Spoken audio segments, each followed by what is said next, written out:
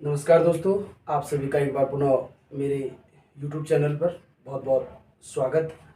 और जैसा कि आप जानते हैं कि कल मैंने आपको जो यूकेएसएससी के पैटर्न के अकॉर्डिंग यूके ट्रिपल एससी के जो पैटर्न के अकॉर्डिंग मैंने आपको पढ़ाया था कल क्या, उत्तराखंड। और उत्तराखंड में मैंने पढ़ाया था आपको अजय रावत की जो बुक है उससे जो पहला चैप्टर पढ़ाया था मैंने। तो इसी बीच आज मैंने कहा था कि हम क्या करेंगे कि एक दिन अजय रावत और एक दिन परीक्षावाणी और एक दिन क्या हिंदी पढ़ेंगे। तो इसी संदर्भ में आज जो आपके सामने नई वीडियो लेके आया हूँ, वो वीडियो है मेरी आज किस पर, हिंदी पर। क्योंकि हिंदी का भी इस एग्जाम में क्या होता है, एक बहुत बड़ा क्या है, अहम योगदान है। तो इसी बीच हम क्या करेंगे, आज हिंदी को पढ़ेंगे और हिंदी में पढ़ेंगे हम आज वर्णमाला वाला चैप्टर। देखिए दोस्तों, क्योंकि एक्चुअली क्या है कि अभी मैं वीडियो नहीं बना रहा हूँ, तो इसलिए अभी मुझे उतना क्लियर नहीं हो पा रहा है कि चीज़ें कहाँ, कैमरा कहाँ सेट करना, ये तमाम प्रकार की जो चीज़ें हैं इनको मैं क्लियर नहीं कर पा रहा हूँ। तो वीडियो जैसी भी होगी आप लोग अपना ज़रूर फीडबैक दें और लाइक, सब्सक्राइब और शेयर ज़रूर करें। क्योंकि इससे क्या होगा कि जो लोग तमाम जगह पढ़ रहे हैं, अन्य संस्थानों में पढ़ रहे हैं, कोचिंग संस्थानों में पढ़ रहे हैं, वो तो अपनी तैयारी कर सकते हैं। परंतु जो लोग, कई लोग ऐसे हैं जो घर में क्या करते हैं, सेल्फ स्टडी करते हैं। और सेल्फ स्टडी करने के बाद अगर आप उन तक ये वीडियो प्रोवाइड करते हैं, उन तक ये वीडियो पहुंचाते हैं, तो कहीं ना कहीं उनको क्या, इस वीडियो से क्या होगा, फायदा होगा। और जो उन्होंने पढ़ा होगा उनका थोड़ा सा क्या हो जाएगा, रिकॉल हो जाएगा। तो इसीलिए मैं चाहता हूँ कि आप लोग क्या, मेरी वीडियो को ज़्यादा से ज़्यादा लाइक, शेयर एंड सब्सक्राइब करें। इसी संदर्भ में आज मैं आपको पढ़ाऊंगा वर्णमाला। हमारा जो चैप्टर आज वो है वर्णमाला। अब इस वर्णमाला चैप्टर में आप जानते हैं कि जो वर्णमाला होती है वो माला होती किसकी, वर्णों की। किसकी माला होती है, वर्णों की क्या होती है, माला। जिस प्रकार से किसी भी चीज को एक जगह पिरोकर उससे माला बनती है, उसी प्रकार से वर्णों को पिरोकर बनती है तुम्हारी क्या, वर्णमाला। अब जो वर्णमाला है, ये वर्णमाला में आपको पता है कि जो एक होता है भाषा। क्या होता है, भाषा। और भाषा आपका पता है विचार व्यक्ति का क्या होता है, एक माध्यम होता है। संचार का क्या होता है, एक माध्यम होता है। और जो भाषा की सबसे छोटी ध्वनि होती है, भाषा की सबसे छोटी ध्वनि होती है, वो भाषा की सबसे छोटी इकाई होती है, सॉरी, भाषा की सबसे छोटी क्या इकाई होती है, इसे कहते हैं क्या, वर्ण या ध्वनि। वर्ण या ध्वनि। और इसी वर्ण या ध्वनि की जो माला है, इसी को कहते हैं क्या, वर्णमाला। क्या कहते हैं, वर्णमाला। वर्णमाला।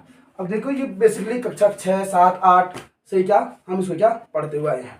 और आपको पता है वर्णमाला कहलाता है आपका क्या, वर्णों का क्या, व्यवस्थित समूह। क्या कहलाता है, वर्णमाला क्या कहलाता है आपका, वर्णों का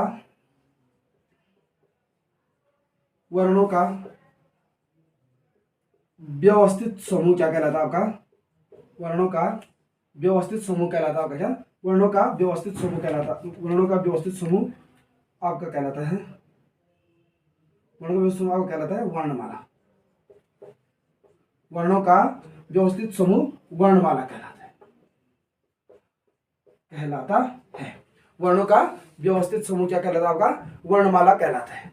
अब जो वर्णमाला है, इस वर्णमाला में आपको पता होगा, जैसे कि माना कि मैंने कोई अक्षर लिखा, मैंने लिखा क्या, राम। क्या लिखा मैंने, राम। अब जो ये राम लिखा है मैंने, इस राम को जो मैंने लिखा है, इस राम में आपको पता है कितना अक्षर है, इस राम में अक्षर आपके कितने, 2। इस राम में मैंने लिखा क्या, राम। राम में कितने अक्षर है, 2 अक्षर है। कौन कौन से हैं, एक है रा और दूसरा है मो। परंतु इसमें वर्णों की जो संख्या है, किसकी संख्या है, वर्णों की जो संख्या है, वर्णों की संख्या आपकी कितनी, 4। कितनी संख्या आपकी वर्णों की, 4। अब 4 कैसे, रा धन मो। अब अगर मैं इस रा को अलग कर दूं और इस मो को अलग कर दूं, तो इस रा के साथ रो धन आ और इस मो के साथ मो धन अ।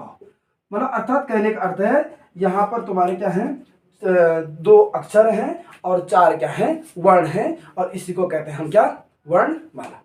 अब इस वर्णमाला में जो मैं आपको पढ़ा रहा हूं, इस वर्णमाला में पढ़ेंगे हम क्या, स्वर और व्यंजन। ठीक है ना। वर्णमाला यहाँ पर आपको पता होगा 2 भागों में बांटा गया है। किसमें बांटा गया है, 2 भागों में, स्वर और व्यंजन। स्वर और व्यंजन। अब स्वर और व्यंजन क्या होता है आप सभी लोग जानते हैं। स्वर किसे कहते हैं? स्वर कहते हैं स्वतंत्र रूप से बोले जाने वाले, स्वतंत्र रूप से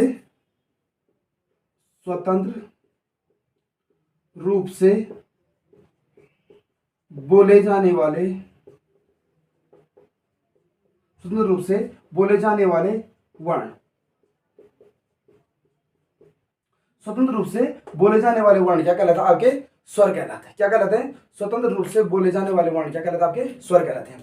और इन स्वरों की जो मूलतः संख्या बताई जाती है वो बताई जाती है कितनी? 11। कितनी बताई जाती है? 11। मैंने कहा जो स्वरों की जो संख्या बताई जाती है वो बताई जाती है कितनी? 11। अब जो आपके पता है 11 स्वर हैं, इन 11 स्वरों में आपको पता है अ, आ, ई, उ, री, ए, आई, ओ और आ। ओ और आ। अ, आ, ई, उ, ए, री, ए, आई, ओ और आओ। 1 2 3 4 5 6 7 8 9 10 11। अब बेसिकली जो कुल हमारे पास स्वर हैं उनको हम मानते हैं किसके आधार पर? मतलब परंपरागत दृष्टि से हम कहते हैं, परंपरागत दृष्टि से, परंपरागत दृष्टि से हम कहते हैं इनकी संख्या कितनी? 13। कितनी है? 13। और इन 13 में आता है, एक आता है आपका अंग और दूसरा आता है अह। कौन सा आता है? एक आता है आपका अंग और दूसरा आता है अह। इस अंग को कहते हैं अनुस्वार और इस अह को कहते हैं विसर्ग। क्या कहते हैं? विसर्ग। अंग को कहते हैं अनुस्वार और अह को क्या कहा जाता है? आपका विसर्ग कहा जाता है। और इन दोनों को संयुक्त रूप से कहा जाता है अयोगवाह। क्या? अयोगवाह। अयोगवाह। और अयोगवाह का अर्थ होता है ना ही स्वर और ना ही क्या? व्यंजन। मतलब अयोगवाह जो मैंने कहा अनुस्वार, ना ही स्वर और ना ही व्यंजन इनको माना जाता है। ठीक है ना? अब इसी क्रम में हमने पढ़ा ये वर्णमाला। हमने पढ़ा, पहला पढ़ा हमने वर्णमाला। वर्णमाला को हमने 2 भागों में डिवाइड किया, एक किया स्वर में, दूसरा किया व्यंजन में। स्वर किसे कहते हैं? स्वतंत्र रूप से बोले जाने वाले वर्णों को क्या कहा जाता है? स्वर कहा जाता है। स्वतंत्र रूप से बोले जाने वाले वर्णों को स्वर कहा जाता है। और इसमें कह रहा है जो दूसरा है तुम्हारा व्यंजन। व्यंजन में हम कल प्रकाश करेंगे, अभी आज हम सिर्फ स्वर के बारे में पढ़ेंगे। उसके बाद में स्वतंत्र रूप से बोले जाने वाले वर्णों को क्या कहते हैं? स्वर कहा जाता है। स्वतंत्र रूप से बोले जाने वाले वर्णों को स्वर कहा जाता है। और इन स्वरों की जो संख्या मानी गई है वो कितनी मानी गई है? 11 मानी गई है, परंतु परंपरागत रूप से इनकी संख्या मानी गई है 13। तो इनमें 11 आपके कौन कौन से? अ, आ, ई, उ, री, ए, आई, ओ, औ। और आपके परंपरागत दृष्टि से मानी गई है इनके लिए 13। इसमें जोड़ा गया आपका 12 जोड़ा गया अंग और 13 जोड़ा गया है अह।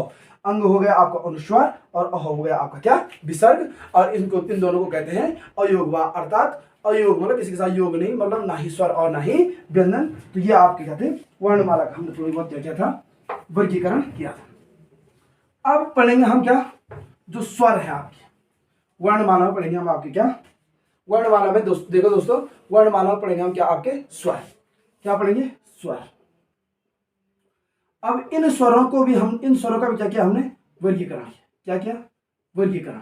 इसमें पहला वर्गीकरण किया हमने किसके आधार पर? उच्चारण के आधार पर। किसके आधार पर? उच्चारण के आधार पर। उच्चारण के आधार पर। उच्चारण के आधार पर मतलब उच्चारण के आधार पर क्या? स्वर कितने होते हैं, या उच्चारण के आधार पर स्वरों का क्या क्या हमने? वर्गीकरण है। जब हम किसी भी स्वर का क्या करते हैं? उच्चारण करते हैं, तो जब उच्चारण करते समय हमको कितना समय लगता है? मतलब उच्चारण, जैसा मैंने कहा ओ, या मैंने कहा आ, या मैंने कहा ओम, तो मतलब इन स्वरों का उच्चारण करते समय हमें क्या कितना समय लगता है? तो उच्चारण के आधार पर हमने इनको बांट रखा कितने भागों में? 3 भागों में। कितने भागों में? 3 भागों में। पहला आपका, दूसरा और तीसरा। पहला आपका ह्रस्व स्वर। कौन सा स्वर? ह्रस्व स्वर। दूसरा आपका दीर्घ स्वर। कौन सा स्वर? दीर्घ स्वर। और तीसरा आपका प्लुत स्वर। प्लुत स्वर। ह्रस्व स्वर, दीर्घ स्वर और प्लुत स्वर। ह्रस्व स्वर, दीर्घ स्वर और प्लुत स्वर। अब ह्रस्व स्वर क्या होते हैं? ह्रस्व स्वर या ह्रस्व स्वर। ह्रस्व स्वर क्या होते हैं? जिन क्या स्वरों के उच्चारण में हमें क्या लगता है? कम समय लगता है। कह रहे हैं जिन स्वरों के उच्चारण में हमें क्या लगता है? कम समय लगता है। देखो मैं बोर्ड में जगह क्या, मैं इसलिए मैं आपको क्या सिर्फ मुंह से बोल रहा हूं। अगर आप कोई नोट कर रहे हैं तो आप नोट कर सकते हैं कि जिन स्वरों के उच्चारण में हमें क्या लगता है? कम समय लगता है। अब कम समय किसके उच्चारण में लगता है? जैसे देखो ओ, ई, ठीक है ना, ओ ई, ठीक, उ और री, ओ ई उ और री, ओ ई उ और री, इसको कहते हैं हस्व स्वर, मतलब जिन स्वरों के उच्चारण में क्या लगता है, कम समय लगता है। दीर्घ स्वर क्या होता है, जिन स्वरों के उच्चारण में हमें हस्व स्वर से भी क्या लगता है, अधिक समय लगता है। कह रहे दीर्घ स्वर क्या होता है, दीर्घ स्वर क्या होता है, जिन स्वरों के उच्चारण में हमें हस्व स्वर से भी क्या लगता है, अधिक समय लगता है। और इन हस्व स्वरों की संख्या तो आपने देख लिया 4 है। इन हस्व स्वरों की संख्या कितनी होती है, बेसिकली 4 होती है। परंतु दीर्घ स्वरों की जो मूल संख्या होती है, दीर्घ स्वरों की मूल संख्या, दीर्घ स्वरों की मूल संख्या होती है कितनी, 3। दीर्घ स्वरों की मूल संख्या कितनी होती है, 3। कौन कौन से, आ, ई और ऊ, ठीक है ना। तो मतलब दीर्घ स्वरों की मूल संख्या कितनी होती है, 3। परंतु अगर मैं इनकी कुल संख्या बताऊं तो इनकी कुल संख्या होती है आपकी कितनी, 7। कुल संख्या कितनी होती है, 7। अब वो 7 कौन कौन से, 3 तो ये हो गए, एक हो गया आपका ए आई ओ और आओ, ए आई ओ और आओ, ए आई ओ और आओ। अर्थात मेरे कहने का अर्थ है कि जो कह रहा है आपके जो दीर्घ स्वर, पहले तो हस्व स्वर होता है जिनमें कम समय लगता है बोलने में, उच्चारण करने के लिए कम समय लगता है, अ ई उ और री, 4 इनकी संख्या बताई हमने। उसके बाद दीर्घ स्वर देखा, दीर्घ स्वर की संख्या मूल तो कितनी होती है, 3 होती है, परंतु कुल कितनी होती है, 4 होती है। तो कौन कौन से 3, आ ई और उ, और कुल संख्या होती है इनकी 7। तो उनके साथ हो गए तुम्हारे आ ई उ, ए आई ओ और आओ। उसके बाद आता है आपका प्लुत स्वर। प्लुत स्वर मतलब जिन स्वरों के उच्चारण में हस्व स्वर या दीर्घ स्वर या हस्व स्वर से भी क्या लगता है, 2 गुना समय लगता है, उन स्वरों को कहते हैं हम कौन से स्वर, प्लुत स्वर। और आपको पता होगा इस प्लुत स्वर में आपने देखा होगा, अगर मैं क्या लिखता हूं, यहां पर ओम लिखता हूं, क्या लिखता हूं, ओम, तो इसके उच्चारण में हमें हस्व स्वर से तो अधिक समय लगता ही है, परंतु दीर्घ स्वर से भी क्या लग रहा है, दुगुना समय लग रहा है। जैसे हमने कहा ओम, तो ओम कहने में क्या लग रहा है, समय लग रहा है। इस प्रकार से हम क्या करते हैं, इसके उच्चारण काल के आधार पर स्वरों का वर्गीकरण किया, 3 प्रकार से बांटा, हस्व स्वर, दीर्घ स्वर और प्लुत स्वर। हस्व स्वर हो गया आपका अ ई उ और री, दीर्घ स्वर हो गया आपका मूल रूप से 3 आ ई उ, और कुल हो गया आपके 7 आ ई उ, ए आई और ओ औ। और प्लुत स्वर हो गए जिन स्वरों में दीर्घ स्वर से क्या लगता है, अधिक समय लगता है, उनको कहते हैं हम कैसे स्वर, प्लुत स्वर। और प्लुत स्वर आपके जैसे मैंने उच्चारण में लिखा क्या, ओम। अब इसी संदर्भ में अब पढ़ेंगे हम स्वरों के दूसरे प्रकार का वर्गीकरण, वो पढ़ेंगे हम जीभ के प्रयोग के आधार पर। किसके आधार पर, जीभ के प्रयोग के आधार पर। जीभ के, जीभ के प्रयोग के आधार पर, जीभ के प्रयोग के आधार पर। अब जीभ के प्रयोग के आधार पर हम कितने भागों में बांटा, 3 भागों। कितने भागों में, 3 भागों में। जीभ के प्रयोग के आधार पर हमने कितने भागों में बांटा, 3 भागों में बांटा। अब 3 भाग में कौन कौन से हैं, पहला होता है आपका अग्रस्वर, अग्रस्वर। दूसरा होता है मध्य स्वर, और तीसरा होता है पश्च स्वर। जीभ के प्रयोग के आधार पर देख सकते हैं आप, जीभ के प्रयोग के आधार पर देखना, अग्रस्वर, मध्य स्वर और पश्च स्वर। अग्रस्वर, मध्य स्वर और पश्च स्वर मतलब जिससे हम क्या करें, जैसे हम किसी भी स्वर का उच्चारण करेंगे तो वहां पर हमारे जीभ का कौन सा भाग क्या प्रयोग होगा। अब देखो, अगर मैं अग्रस्वर, पश्च स्वर, मध्य स्वर कह रहा हूं, अगर जिस व्यक्ति के जीभ में क्या होगी, प्रॉब्लम होगी, जिसकी सिस्टम क्या हो, खराब हो, उसका तो भाई प्रयोग हो नहीं सकता है। परंतु अग्रस्वर, मध्य स्वर और पश्च स्वर के आधार पर हम क्या इनको देख सकते हैं कि कौन सा अग्रस्वर है, कौन सा मध्य स्वर और कौन सा क्या है, पश्च स्वर है। तो अग्रस्वर क्या होते हैं, जिन स्वरों का उच्चारण किसके, जीभ के आगे वाले भाग से क्या करते हैं हम प्रयोग, मतलब अग्र मतलब आगे से क्या होता है, प्रयोग होता है। तो उसमें है आपका ई, ए और आई, 4 आपके क्या मानना हूं मैं, अग्रस्वर मानना। कौन कौन से हैं, ई, ए और आई, ई, ए और आई। मध्य स्वर क्या है, मध्य स्वर है आपका ओ, जीभ के कौन से भाग का प्रयोग, मध्य वाले भाग का प्रयोग, उसको कह रहा हूं ओ। और पश्च स्वर मतलब, पश्च मतलब पीछे, पश्च मतलब पीछे, और पीछे वाले भाग में आ। पहला है तुम्हारा क्या, आ, दूसरा है तुम्हारा क्या, उ, उ और उ, और तीसरा आ, उ, ओ और आओ, उ और आओ। कौन कौन से हैं आपके जीभ के प्रयोग के आधार पर देखा, स्वरों का प्रयोग 3 प्रकार से किया गया। कौन कौन से, अग्रस्वर, मध्य स्वर और पश्च स्वर। अग्र स्वर हो गए आपके 4, मध्य स्वर आपका ये हो गया और पश्च स्वर आपके ये हो गए। तो अग्र स्वर आपने देख लिया ई ए आई, मध्य स्वर और पश्च स्वर देख लिया आ उ और आ। तो ये प्रयोग था आपका किसके आधार पर, जीव के प्रयोग के आधार पर हमने क्या स्वरों का क्या वर्गीकरण। अब जो नेक्स्ट पढ़ेंगे हम वो पढ़ेंगे हम क्या, मुख द्वार खुलने के आधार पर। क्या, मुख द्वार खुलने के आधार पर, मुख द्वार खुलने के आधार पर, किसके आधार पर, मुख द्वार।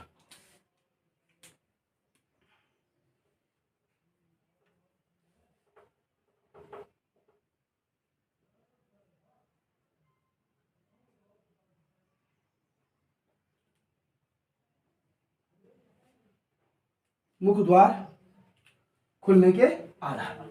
अब मुख द्वार खुलने के आधार पर भी हमने स्वरों का वर्गीकरण किया है 4 भागों। कितने भागों में, 4 भाग। मुख द्वार खुलने के आधार पर मतलब अर्थात जब हम किसी भी स्वर का क्या करते हैं, प्रयोग करते हैं या बोलते हैं, तो उस समय हमारा मुख द्वार जो मुंह है, ये मुंह का द्वार कितना खुलता है। तो इसको हमने 4 भागों में बांट रखा है। एक बांट रखा है विवृत, अर्धविवृत, संवृत और अर्धसंवृत। अब मैं लिख रहा हूं, देखिएगा, विवृत, दूसरा हो गया आपका अर्धविवृत, संवृत और अर्धसंवृत। विवृत हो गया आपका, अर्धविवृत हो गया आपका, संवृत हो गया आपका और अर्धसंवृत हो गया। मतलब अब जब हम क्या कर रहे हैं, अपने मुख का क्या कर रहे हैं, प्रयोग कर रहे हैं, मुख द्वार का क्या कर रहे हैं, प्रयोग कर रहे हैं, तो उसके आधार पर हमने जो स्वरों का वर्गीकरण किया वो 4 प्रकार से किया है। एक क्या है विवृत, दूसरा क्या है अर्धविवृत, अर्धविवृत, संवृत और अर्धसंवृत। अब विवृत का अर्थ होता है हमेशा क्या, अधिक खुला हुआ। विवृत का अर्थ क्या होता है, हमेशा अधिक खुला हुआ। विवृत का अर्थ है अधिक खुला, अधिक खुला हुआ से यहाँ पर अर्थ है मुख द्वार कितना खुलता है, मतलब विवृत का अर्थ है क्या, अधिक खुला हुआ। और जो तुम्हारे अर्धविवृत है मतलब थोड़ा थोड़ा कम खुला हुआ। क्या, तुम्हारा सॉरी, विवृत हो गया अधिक खुला हुआ, अर्धविवृत हो गया थोड़ा कम खुला हुआ, थोड़ा कम खुला हुआ। विवृत हो गया, आप देख रहे हैं, विवृत हो गया आपका अधिक खुला हुआ, अर्धविवृत हो गया आपका थोड़ा कम खुला हुआ, अर्धविवृत क्या हो गया, थोड़ा कम खुला हुआ, और संवृत हो गया मुख द्वार लगभग क्या, पूरा बंद रहता है। मुख द्वार लगभग पूरा बंद रहता है, मुख द्वार लगभग पूरा क्या रहता है, बंद रहता है। ठीक है ना। संवृत क्या हो गया आपका, मुख द्वार लगभग पूरा क्या रहता है, बंद रहता है। और अर्धसंवृत हो गया आपका मुख द्वार आधा क्या रहता है, बंद रहता है। मुख द्वार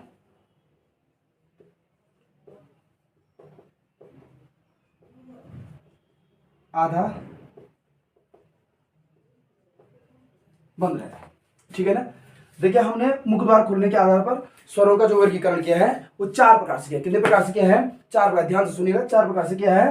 पहला है विवृत, दूसरा है अर्धविवृत, तीसरा है संवृत और चौथा है अर्धसंवृत। विवृत हमने कहा जब मुख द्वार का जो भाग होता है, जो मुख होता है वो क्या होता है, अधिक होता है। ठीक है ना। दूसरा है हमारा अर्धसंवृत, मतलब थोड़ा कम खुला हुआ। तीसरा है हमारा संवृत, मुख द्वार लगभग पूरा बंद रहता है, लगभग कह रहा है। ठीक है ना, पूरा बंद रहता है। अगर पूरा बंद है तो आवाज बाहर कैसे निकलेगी, परंतु कहने का अर्थ है मतलब ऐसा प्रतीत मुख द्वार लगभग पूरा क्या रहा होगा, बंद रहा होगा, परंतु ध्वनि का उच्चारण या क्या आप स्वर का उच्चारण कर सकते हैं। तीसरा अर्धसंवृत, मुख द्वार क्या आधा बंद रहता है। अब देखिए, अब जो आपका विपरीत है, विपरीत स्वर में हमने लिखा क्या, आ। तो विपरीत में आ है तो अधिक खुला हुआ है ना, आ का उच्चारण कीजिएगा, सभी लोग कीजिएगा आ का उच्चारण। तो आ में देख रहे होंगे आप, मुख द्वार लगभग क्या खुला, आपका पूरा ही खुला है। दूसरा आपका अर्धविपरीत, मतलब थोड़ा कम खुला हुआ, ओ, आई और औ, ओ, आई और आओ। देखिए प्रयोग करके देखिए, ओ, आई और आओ। और संवृत हो गया आपका ई, उ और री। कौन कौन से, ई, उ और री, ई, उ और री, ई, उ और री। और अर्धसंवृत हो गया आपका ए और ओ। कौन कौन सा, ए और ओ। देखिए आप लोगों से रिक्वेस्ट है, प्लीज आप ज्यादा से ज्यादा लाइक और शेयर जरूर कीजिएगा।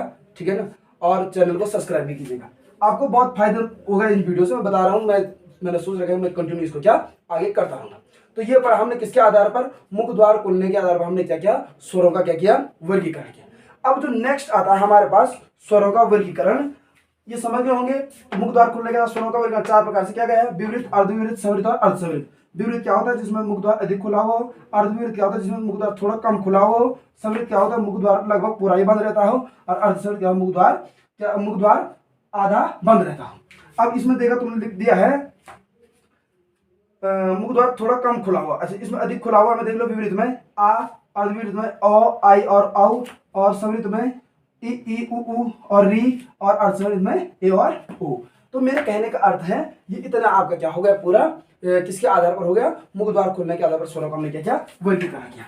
अब जो हम नेक्स्ट पढ़ेंगे वो पढ़ेंगे हम कौन सा, वो पढ़ेंगे हम नेक्स्ट वाला पढ़ेंगे कौन सा, नेक्स्ट आपको पढ़ाया जाएगा किसके आधार पर, मुख द्वार। ये हो गया मुख द्वार, हो गया उच्चारण, हो गया आपका। अब पढ़ेंगे हम किसके आधार, ओष्ठा आकृति, मतलब ओठों की आकृति के आधार पर स्वरों का क्या वर्गीकरण। ओष्ठा आकृति के आधार पर स्वरों का वर्गीकरण, किसका वर्गीकरण, ओष्ठ आकृति के आधार पर, ओष्ठाकृति के आधार पर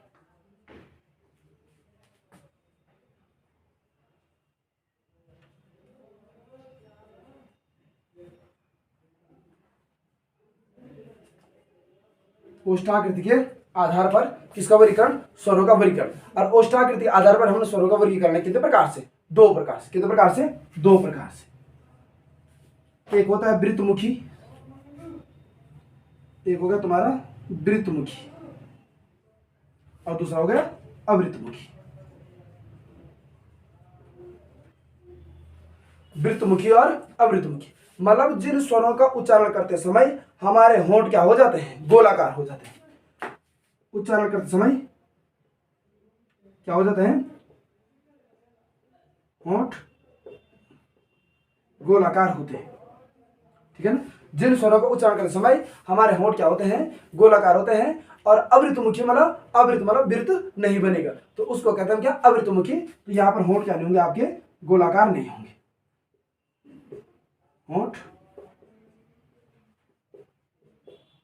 गोलाकार नहीं, मतलब होंठ गोलाकार नहीं, यहां पर होंठ गोलाकार होंगे, यहां पर होंठ गोलाकार नहीं होंगे। तो वृत्तमुखी में आपको पता हो कौन कौन से हैं, जैसे ऊ, होंठ का आकार गोल होगा, आवाज होगा ऐसा नहीं गोल, मतलब पूरा ही गोल होगा। मतलब गोल होने का अर्थ मेरा ये है कि क्या आपको ऐसा आवाज होगा जो होंठ क्या हो रहे हैं, गोल हो, जैसे उ, ओ और आओ। कौन कौन से, उ, ओ और आओ, उ, ओ और आओ। और अवृत्तमुखी मतलब जिनमें होंठ क्या नहीं होते, गोलाकार नहीं होते, तो कौन कौन से, ओ, आ, ई, ओ, आ, ई, ए और आई। अब कोई परेशान हो गया क्या, मेरा होंठ गोलाकार नहीं हुए। गोलाकार होने का अर्थ यह है कि सिर्फ क्या आपको ऐसा आवाज होगा, ऐसा प्रतीत होगा कि होंठ क्या हो रहे हैं, गोलाकार हो रहे हैं। तो ये था आपका वर्गीकरण किसके आधार पर, ओष्ठाकृति के आधार पर। ओष्ठाकृति के आधार पर आपके स्वरों का वर्गीकरण 2 प्रकार से, वृत्तमुखी और अवृत्तमुखी। वृत्तमुखी में होते हैं होंठ गोलाकार, अवृत्तमुखी में होंठ गोलाकार नहीं होते हैं। आपका है उ, ओ और आओ क्या है आपका, वृत्तमुखी है। अवृत्तमुखी आपका ओ, आ, ई, ए और आई। यहां तक सब समझ गए होंगे। अब जो आपका अंतिम बचता है वो है आपका, जब क्या आप किसी स्वर का उच्चारण करते हैं तो नाक से क्या निकलती है, हवा निकलती है। तो मतलब आपने सुना होगा निरुनासिक और अनुनासिक, मतलब नाक से हवा निकलने के आधार पर स्वरों का वर्गीकरण। नाक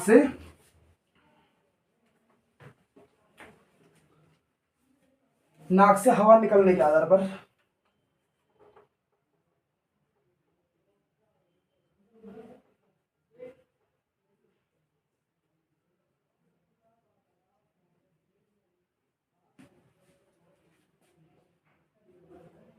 वर्गीकरण।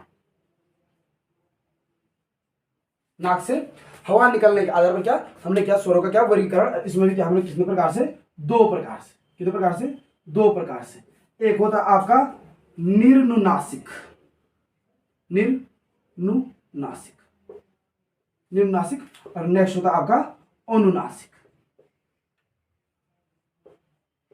निर्नुनासिक और अनुनासिक। और इन निर्नुनासिक को कहते हैं मौखिक स्वर। कौन से स्वर, मौखिक स्वर। इसी निर्नुनासिक को क्या कहते हैं, मौखिक स्वर। इसी निम्नुनासिक को कहते हैं कौन सा स्वर? मौखिक स्वर। अर्थात मतलब निम्नुनासिक वही है और मौखिक स्वर वही, मतलब गंगाधर ही क्या है आपका? शक्तिमान। हमारा समय गंगाधर शक्तिमान करती है। जो निम्नुनासिक है वही क्या तुम्हारा? मौखिक है। जो मौखिक है वही तुम्हारा क्या है? निम्नुनासिक है। अब इसमें आपके कौन कौन से आते हैं? निम्नुनासिक मतलब जैसे मैंने कहा नाक से हवा निकल ली तो क्या? अब देखो इसमें जैसे मैंने कहा, मैंने लिखा ओ, आ, ठीक है ना, यहां से कोई नाक से हवा नहीं निकली, ओ आ कोई हवा नहीं निकली। अब मैंने ई नहीं निकली, परंतु अनुनासिक मतलब नाक से क्या निकलेगी? हवा निकलेगी। अनुनासिक में क्या निकलेगी? नाक से की अब क्या निकलेगी? हवा निकलेगी। जैसे मैंने कहा अंग, आ, ई, मतलब अगर इनके ऊपर मैं अगर क्या करता हूं, जैसे क्या अंग अंग, तो आपको पता है थोड़ा नाक से क्या आपको हवा का क्या हो रहा होगा? आवाज। हवा का हवा निकलने का अर्थ ऐसा नहीं कि बिल्कुल ऐसे हवा निकलेगी कुछ आगे से उड़ जाएगी। हवा निकलने का अर्थ ये है कि जैसे क्या मैंने कहा अंग, आ और ई, तो मतलब मेरे कहने का अर्थ है जिसमें भी तुमको पता अंग की मात्रा होती है उससे जो आपका ध्वनि होता है, वो ध्वनि का आप जिस भी स्वर का क्या करेंगे? उच्चारण करेंगे, वो ध्वनि आपके नाक के रास्ते हवा क्या निकलेगी? बाहर निकलेगी। मतलब आप कैसे लगेगी? क्या जैसे मैं कहाँ से बोल रहा हूँ, क्या स्वर का उच्चारण कहाँ से कर रहा हूँ? गले से होकर कहाँ से हो रहा है? नाक से हो रहा है। तो ये था दोस्तों आपका क्या? स्वरों का क्या? वर्गीकरण और नाक से हवा निकलने का। हमने स्वरों का वर्गीकरण दो प्रकार से, निम्नासिक और अनुनासिक। निम्नासिक को कहा जाता है मौखिक स्वर और अनुनासिक को कहा जाता है क्या? निम्नासिक को कहा जाता है मौखिक, अनुनासिक को आपके क्या? नाक से हवा निकलने के आधार पर। पहला हो गया आपका अ आ ई, और आप इतना जानते हैं सभी लोग बखूबी ज्यादा तैयारी कर रहे हैं। आप लोग यूपीएससी के पुलिस तमाम फॉरेस्ट गार्ड, दरोगा, तमाम प्रकार पटवारी, लेखपाल जो भी एग्जाम है आप सभी लोग तैयारी कर रहे हैं, तो एक बार जरूर इस वीडियो को देखिएगा। परंतु अंत में एक बात कहना चाहूंगा, एक वर्ण आता है स्वरों में क्या? स्वरों में एक वर्ण आता है अ, एक स्वर है अ, और इस अ को कहा जाता है क्या? शहीद वर्ण। अ को क्या कहा जाता है? शहीद वर्ण या शहीद स्वर। क्या कहा जाता है? शहीद स्वर। देखो इसको शहीद कहने का अर्थ यह है क्योंकि आपको पता है कि आप अगर किसी भी क्या करते हैं, शहीद मतलब शहीद होना, मतलब शहीद मतलब शहीद हो गया, प्रत्येक के साथ शहीद। जैसे मैंने कहा क, तो क के उच्चारण में क्या छुपा है? अ छुपा है। प के उच्चारण में क्या छुपा है? अ छुपा है। म के उच्चारण में क्या छुपा है? अ छुपा है। तो मतलब जो जिस वर्ण का या जिस वर्ण का उच्चारण व्यंजनों के उच्चारण करते समय उसके साथ आपको आभास होता है, प्रतीत होता है और वास्तव में होता है। जैसे मैंने कहा क, तो क में अ भी आ रहा है, क भी आ रहा है परंतु पीछे से आ रहा है अ। तो ऐसे वर्ण तुम्हारा आपका जो वर्ण है, ये वर्ण है आपका अ, क्या? शहीद स्वर। आज के लिए इतना बहुत है। Thank you. और चैनल को लाइक, सब्सक्राइब और शेयर जरूर कीजिएगा। ठीक है, फिर कल मिलते हैं नेक्स्ट।